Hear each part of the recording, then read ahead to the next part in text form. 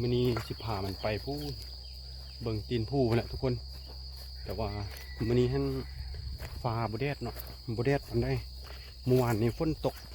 กเราบัดนี้มื้อนี้ท่านมันบดบ่ฮู้ว่าสิตกอีกบ่เมื่อวานนี้ก็ประมาณ3 โมงมันตกเนาะเดี๋ยวไปเบิ่งนำกันทุกคนว่าสิม่านบ่เนาะแต่ว่าม้าตัวนี้มันเคยได้แล้วเคยได้3-4 ตัวแล้วแต่ว่านั่นมันเจ้าของเก่าเนาะเจ้าของเก่าหาไปวันนี้อาลีสิลองพาไปเบิ่งว่ามันสีโลดีบ่เป็นอะไรก็ไปลุ้นนำกันทุกคนคันถ้าโลดีอาลีก็จะเอามาผสมเอาลูกมันไว้ลิ้นปีหน้าเนาะเบิ่งนำกันพี่น้อง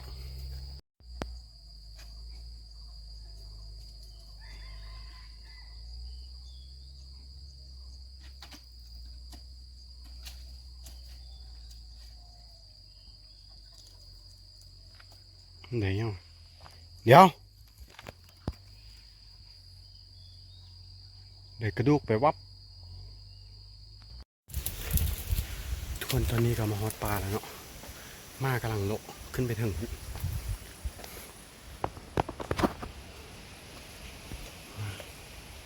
กำลังโล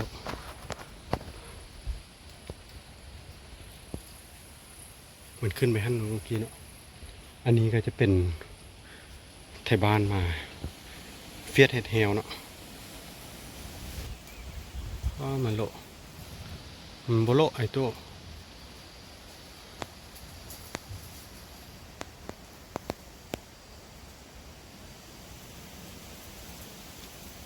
อันนี้เป็นเข้ามาเห็ดเฮลเนาะมาเห็ดเฮลไก่ป่าเรียบนี้ขึ้นไป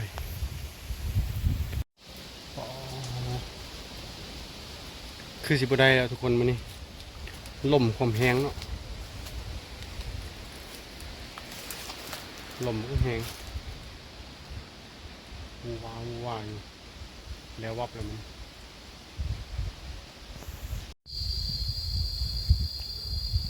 ลมบักแห้งทุกคนหัวสีใดยังหุมานี่หรือว่าบุได้ยังเลยหุ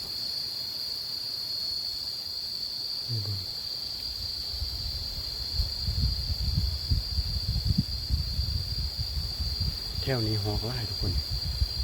หอกไล่แต่ว่าลมหย่อมเลยลมขันลมแบบนี้อีกอาลีน่าจะบุได้ยังเลยทุกคนแต่ว่าอาลีจะไปนั่งเบิ่งก่อนเนาะว่ามันสีเสาบอหรือว่ามันโบเสาเนาะอาลีจะนั่งประมาณแล้วว่าประมาณ5 โมงครึ่งนี่เนาะเราเบิ่งกันถ้ามันเสาอาลีก็จะนั่งต่อจนถึง6 โมงเนาะ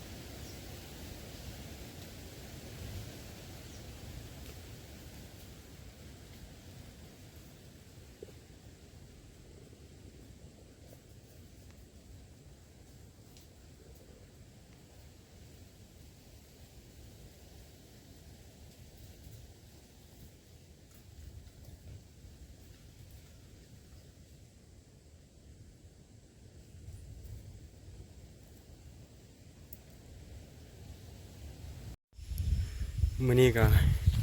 แห้วคือเก่าทุกคน บ่ได้มาป่า3-4 อาทิตย์บ้านมามื้อนี้สะพัด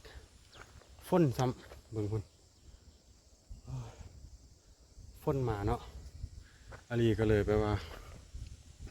กลับมาก่อนคิดว่าบ่มีหยังมากแล้วทุกคนฟ้าเลื่อมฟ้าห้องแล้วก็ลมมาบังแห้งอาลีนั่งจนแบบย้านเลยนั่งจนแบบระแวงเลยนะคิดนั่นคุณนั่งอยู่ถึงคุณห้องห้วยตัวถึงความยานเนาะก็เลยกลับมาไวๆเลยคุณคือจะมีพี่เมดจิรีเรามีแต่ลมมันพุ่งแหงสรุปแล้วมื้อนี้บ่ได้ยังเลยเนาะมากอันนี้ปะซ้ำแล้ววับบอกกันยังเดี๋ยวมื้ออื่นฟ้าแดดอาลีมาแก้มือไม้เนาะทุกคนเนาะเพราะว่าไปนี้ไปตัดหู้มาก่อนมันดื้อโพดมันบ่ยอมโละเนาะกับปะเซ้ย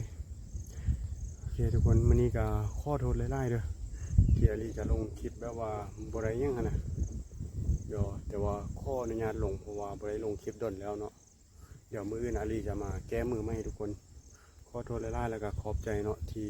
มาชมฮอดจุดนี้เนาะขอบใจบ๊ายบายทุกคนฝนตกละอาลีกลับบ้านก่อน